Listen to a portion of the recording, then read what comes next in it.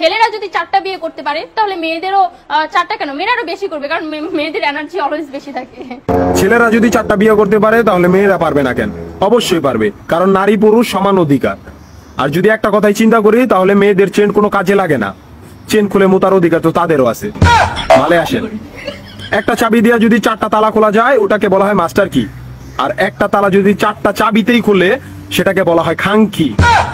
ধরেন আপনি 4টা ইঁদুর পালেন, আপনার কাছে গর্ত আছে একটা, বাহিরে অনেক বৃষ্টি, বুঝেনি তো ওয়েদার ডিমান্ড, এখন 4টা ইঁদুরের একসাথে গর্তে ঢুকতে হবে, তখন আপনি কি করবেন? ধরলাম উপরে নিচে মিলাই আরো 2টা আছে, হ্যাঁ, তাহলে 4 নাম্বার ইঁদুরটা কই যাবো? কানের ফুটা দা না নাকের ফুটা দিয়া? হ্যাঁ, তার মধ্যে মাসের মধ্যে 7 দিন থাকে লকডাউন।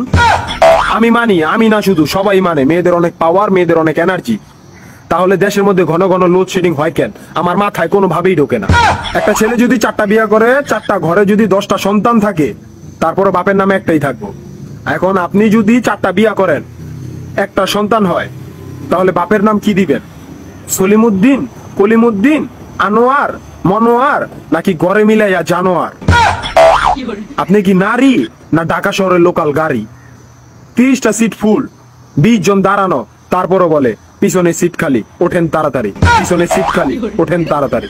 শুধু এই সমস্ত মেয়েদের কারণে পুরা নারী জাতির সম্মানহানি হয়। আমাদের উচিত সিটি কর্পোরেশনের কুত্তা মারার ইনজেকশন দিয়া এদেরকে মেরে ফেলা, যাতে এদের জন্য অন্য কোনো মেয়েদের কেউ খারাপ নজরে না দেখে। মারানি কোনানকার।